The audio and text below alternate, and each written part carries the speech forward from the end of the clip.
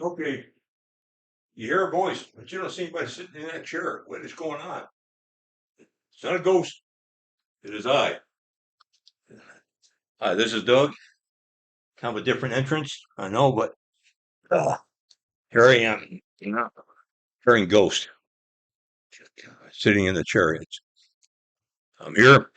Once again, this is Doug. Welcome back to my YouTube channel, Shiblon Faithful. It is April the 3rd, 2024. It's late Wednesday afternoon here in Salt Lake City.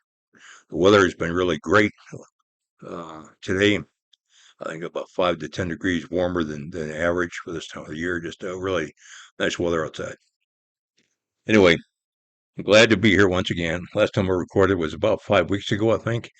Uh, and I want to tell a true story, as always, as usual. I don't always tell stories, and if I do tell stories from my past, they're all true. But I usually also talk about topics.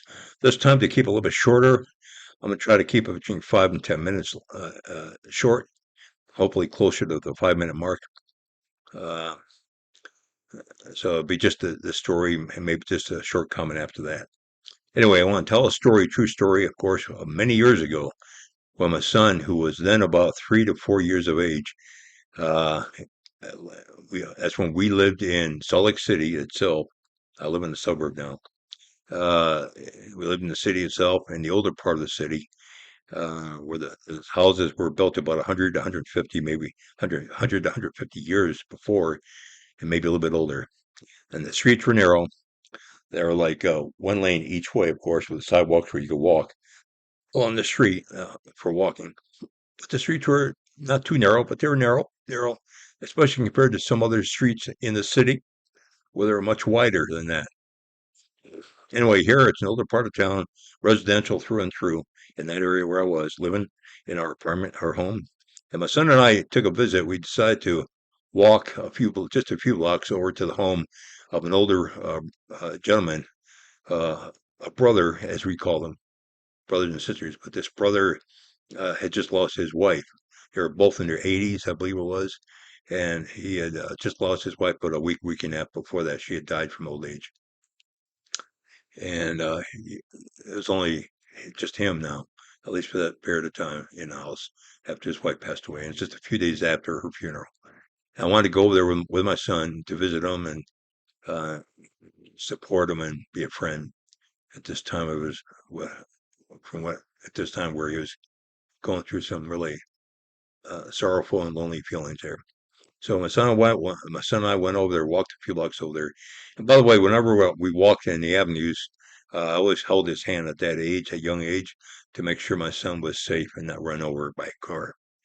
So that's what I was doing that day as well, was holding my son's hand. And as we got over there, we were there about 30 to 45 minutes roughly. And he showed us some memorabilia and had some stories to tell us about him and his wife. They were good. I think all three of us had a good visit. I enjoyed visiting with my son. And so I walked out the front door and said goodbye to him.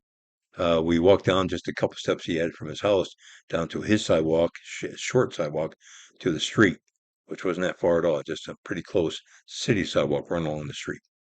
As soon as we hit his sidewalk, heading toward the main sidewalk, a black car came from a adjoining street that connected up, and he to this street, and he turned left, and pulled out in our direction and parked on the curb properly, and parked it there, and just uh, is right in between the property to his north and to this brother's house, in between the two.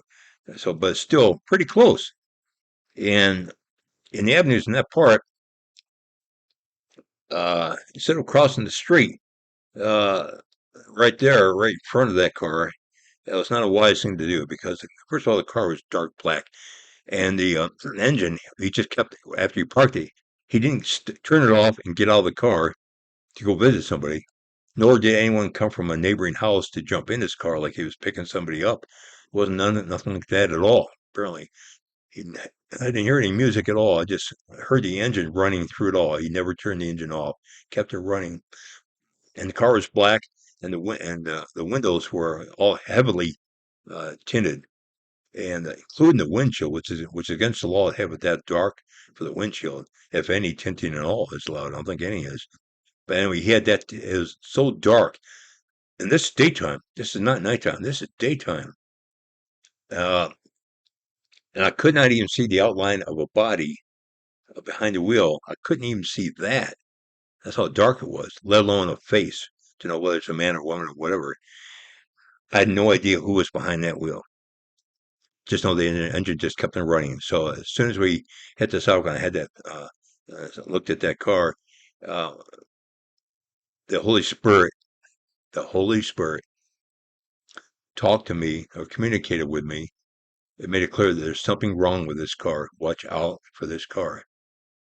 Turn right now and don't cross the street in front of them, but turn right and go down that city sidewalk, which went southbound from there and going downhill from there.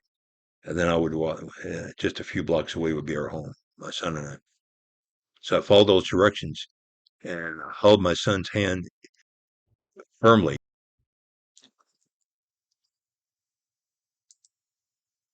Pardon me. I held my son's hand firmly through it all as we turned right and went down the sidewalk.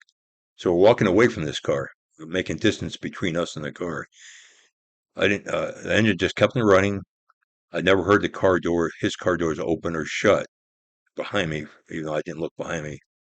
I didn't hear anybody else's voices saying, "Hi, Charlie, how you doing?" That kind of stuff. Nothing like that. So we're walking down the street, and mid block, as we reached the mid part of the block, the spirit told me to just keep on walking. And then when we got to the end of the block, or close to the end of the block, the spirit made it very clear at that moment to hold on to your son, don't let go, turn left immediately, like a 90-degree angle from me walking down, turn left, and then cross the street there, and cross it as quick as you can, and hold on to your son, and do it now. So we reached the end of the block, and by that time we had created enough distance between us and the car for safety and a buffer. And that's what the Holy Spirit was making sure of for our safety. All this time leading up to the point the car's just sitting there. There was no other cars during this time that were going up or down the street at all. It was just that car parked there. And then as soon as we turned left immediately from that prompting I received, hold on to my son. And my son and I reached the curb on our side. And our next step would be on the street to go and cross over quickly. And it's fairly narrow. But just before we put a foot on that street, the car put it in gear and took off and flew down the street and was uh, flying down the street. He was pushing it to go as fast as he could. He was flooring it. He was flooring it. And I was scared. I was determined to get across the street safely for my son, for him and for me.